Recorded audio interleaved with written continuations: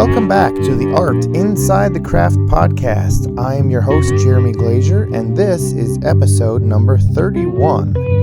Today's guest is a dynamic singer-songwriter, a wife, and a mother who, after taking some time and a reflective look at the various aspects of her life, has turned those experiences into a fantastic new album titled Extraordinary.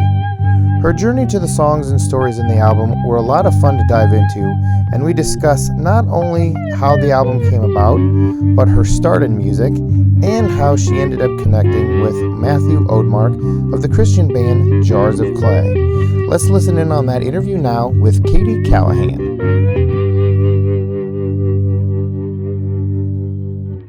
I like to do first, I guess, I really enjoyed the album and like the themes that you wrote. But before we kind of dig into that too much, I really like to know like the artist, about their kind of background, where they grew up, including like what instruments you play. And since I'm a guitar player, I tend to forget to ask singers about when they kind of first started singing and using their voice as an instrument as well. So if you like would just kind of want to touch on that just a little bit, kind of introduce yourself to like the people that listen to my show and stuff. Yeah, That'd be a good place to awesome. start. Great. Yeah.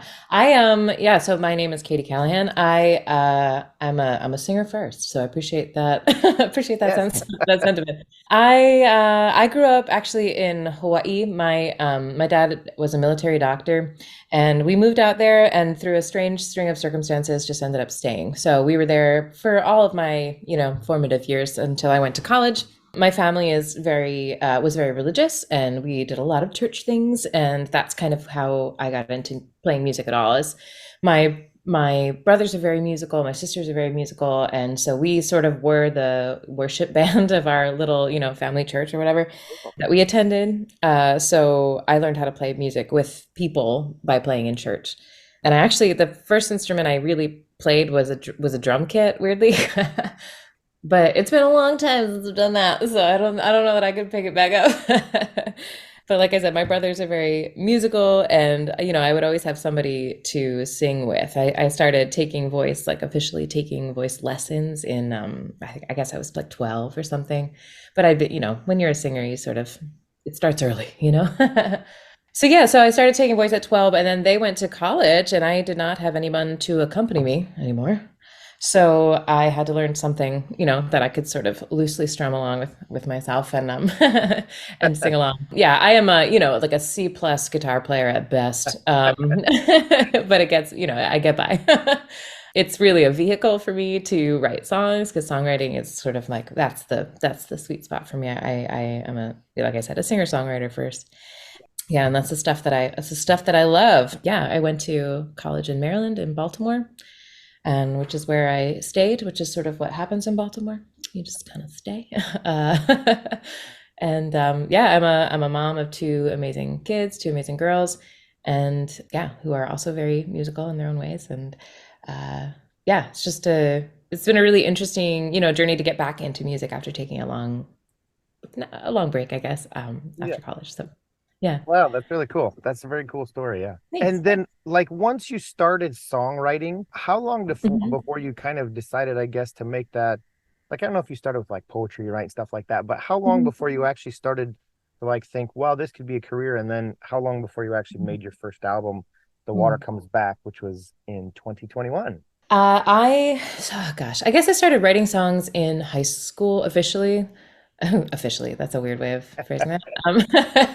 I had written like I wrote our eighth grade graduation song. And but I started really writing in earnest in high school.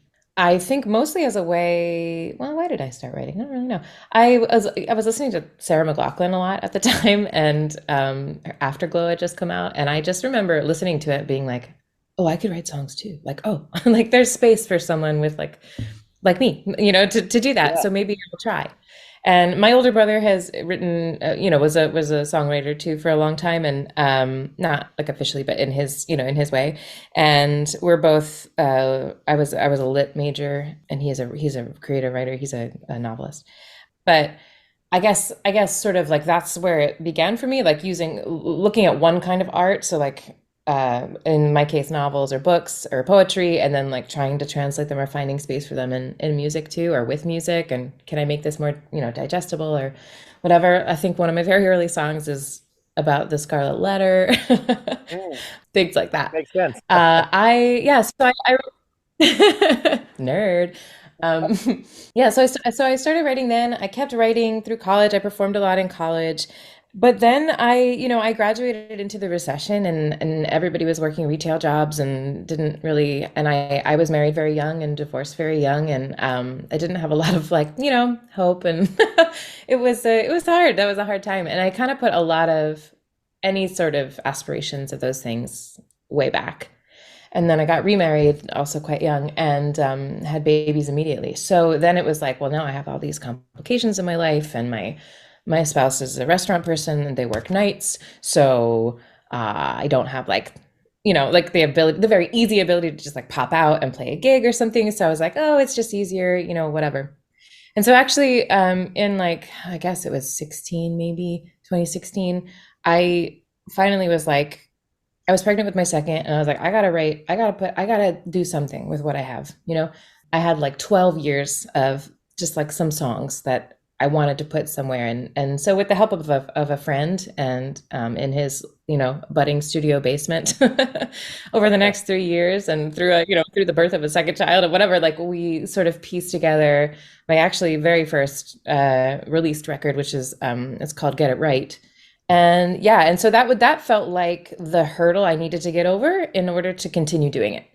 So like I had to get that like backlog, put it somewhere, before I felt like I could really move forward, both with my like craft and also just like ideological. I had to get those subjects like into the world before I was ready to move on to the next. Yeah, and it was actually that record that I sent to my like my childhood favorite band slash still is Jars of Clay. Like I said, I grew up in an evangelical Christian Yeah. home, and so we were pretty much only allowed to listen to Christian music growing up. So it's no surprise that my favorite band growing up was Jars of Clay, who was sort of this like, I guess, folk alternative Christian, but they were really like, exploratory, and they had a lot of like open space in their music that I felt really drawn to. And I, like once again, like a nerd, I emailed the info at Jars of Clay email when I was like, hey guys, I made this record. Thanks so much for being my inspiration forever. And then bless them, they wrote back. And like turns out they have a studio that they run. And I was put in touch with Matthew Odemark, who was their acoustic guitar player, and now does he does recording, mixing, mastering at a Gray Matter studio in Nashville. So I got to go make my first studio record with him, which was incredible. And that's awesome. That's a really great story and a cool way to get to where you're at. And then going kind of transitioning into the album itself, the album notes Yeah. that Chris has sent over were really enlightening, super cool, Mhm. kind of opened up a little more about the theme or themes of the album. So I wondered if you could just kind of touch on that a little bit and maybe like, I mean, this isn't super necessary, but maybe like the differences between your first album and your second album. And you don't have to be like, real specific as far as that goes, just kind of like what's your progression, because this album's really like kind of a really cool statement. Not that your other one wasn't, but this one, since it's the most recent one and the one we're talking about, Yeah. it'd be kind of interesting to hear, I guess, how you got Yeah, to that. for sure.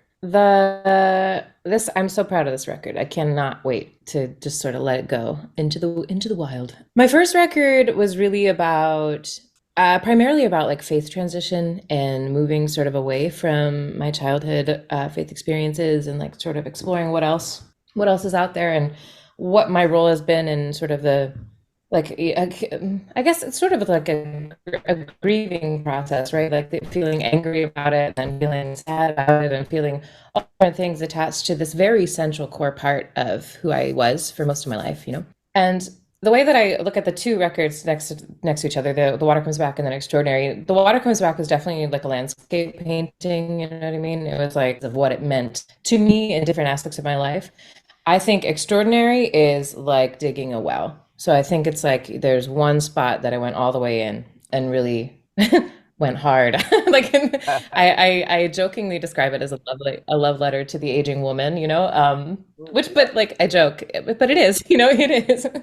So it's all about exploring just different parts. The album is meant to sort of be built like a body, so different parts of like the physical self as they relate to the emotional and spiritual selves. And I used chakra points sort of as touchstones in that. So like in the yogic chakra points. So it builds from the root all the way up, to the crown. And yeah, using the what those emotional centers are talking about. And then that's sort of where the songs, find a home as well. Reasonable Yeah, yeah, answer. sounds good. Yeah, I just don't like to like when I talk to artists. Um, I don't think people really care what my opinion is of what your song is when I'm talking to you.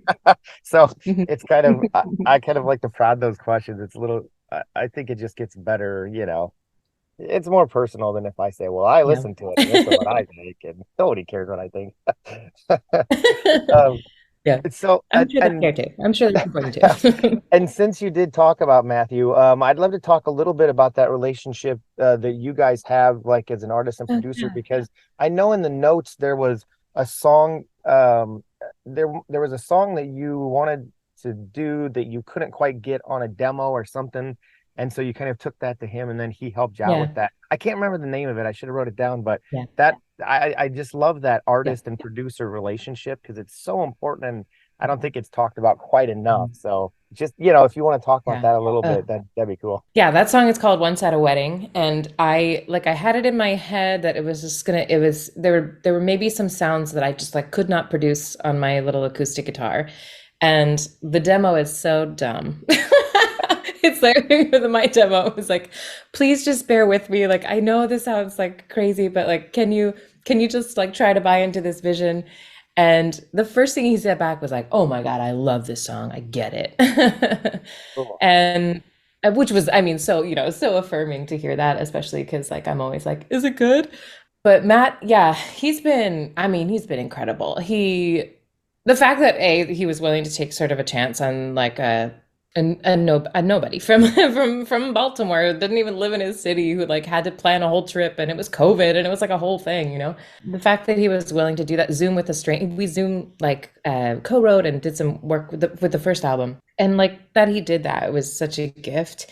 And then that he was so game to do this next project, which is like, it's like you said, it's very specific, and it's like I was like, I don't know, it might be a little too weird, and and no, but he was all in. And I think that producer artist relationship is one of the best things that I've gained from all of this experience, is learning what that's like, because it is such a I'm by myself most of the time, right? As music, I don't have like a musical partner. I don't have a band or anything. So it's like when I get to be with Matt and we get to talk about what the goal of the song is, which he takes really seriously, and then he just opens up some like magical, I don't know, mind palace where he just goes and he's like, okay, I see what you're saying. What about this? I was envisioning this. Does this make sense? And it's very, respectful. It's very back and forth.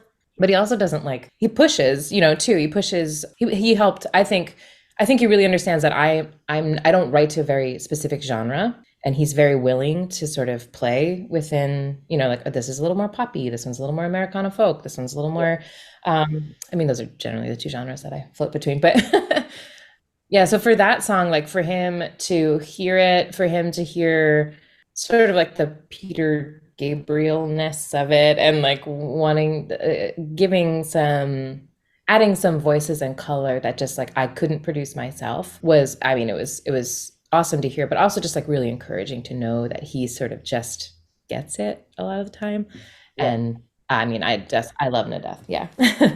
Yeah, it's such an important relationship. And like I said, I just Mhm. don't think it gets talked about enough. I mean, Yeah. obviously when you're putting out music, you want to focus on the artist, but how you get there, I think is pretty important too. So It's so important. I couldn't, yeah. I mean, it's so important. It's so important. And for me, like I said, like the best part is being in that room together. the Mhm. song Extraordinary was really, really cool. Obviously, it's the name of the album. Um, And that one really kind of hits home for me with some of your lyrics. And maybe you Mm. didn't intend to write it like this or that was a purpose. But I think as a creative person, like I personally always deal with a lot of self-doubt and a feeling of like, who wants to see what I'm creating, what I'm doing? And your line, Mhm. the line in there that's like, I'm extraordinary. I wish that you knew. I'll say it again till I'm convinced it's true. That was just really incredible because for me, I have to like constantly tell myself, put it out, keep putting it out. You're doing cool stuff. The point is to keep doing it. It's just something I kind of constantly struggle with. So can you kind of touch like just a little bit, I guess, on what kind of motivated you to kind of write that or where you were at for that one? Yeah. That was, I wrote like one line of that song and I was like, that's the name of the project. I don't have any other songs, but that's going to be the name of it. I know it. Yeah, so it became sort of a real cornerstone for the rest of the record. I also struggle with self-doubt. I am like I remember some another musician one time I was just meeting them and they're like, "So tell me your story." And my response was, "Well, I'm a mom." And that was it. Like I and I was so mad at myself because I was like, I know that there's more to me. Like I know that I have more and that there's more to tell. And I like, why is that? Like, why do I condense myself, reduce myself to this like one liner, like inviting people to dismiss me? Like, why do I do that? And I think that, I struggling also just with invisibility in the context of like being a mom in the world, because moms do sort of become invisible in the world, being a woman in the world, and also in the context of my home life and with my, I have a very important spouse and like what that's like and how that plays out. And so yeah, so for this song, I guess I wanted to, I don't know, it's almost like sad, isn't it? It's almost like I wish I didn't have to tell myself these things. I wish it was self-evident, and I wish that other people also could see them as easily as I seem to see it in other people. What I love about this particular, not to go too deep into the actual song, what I love about it is like for me, it really mirrors the whole goal of Extraordinary, which is sort of to have this like, there's the ordinary, there's what we see, superficially, but the ordinary is also extraordinary.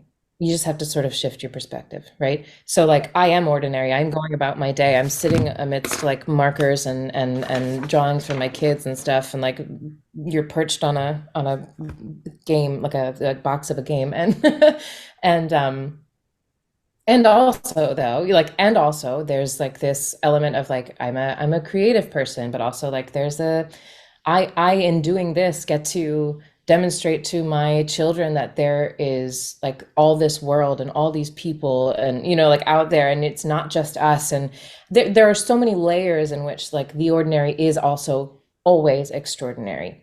And so like as the song progresses, it sort of is like pretty normal, like pretty folksy, and then there's that break, there's that little pause, and then into that sort of explosive bridge. Like this is the extraordinary, and that's I think musically really captured what the whole record is about in that song. That's exactly why I wanted to ask specifically about that one song. I mean, I could literally talk about all of your songs and, you know, I get so nerdy with songwriters because it's like, oh, how did you do that? That was such a I cool love lyric. And it. where can people, obviously social media, but what's kind of the best way to keep track of what you're up to and all of that? Yeah, social media is great. I'm on Instagram a lot. It's Katie underscore Callahan underscore music. Just rolls off the tongue. And, uh, yeah, I'm primarily on there. My website is katiecallahanmusic.com, and you can sign up for my email list there. I put out very rarely do I put out emails, but when I do, it's got all the updates and whatever else is going on. Yeah, I don't play out a ton, but I'm hoping to do a few house shows in and around the DMV area, which is to say Maryland and DC primarily. And yeah, that's me.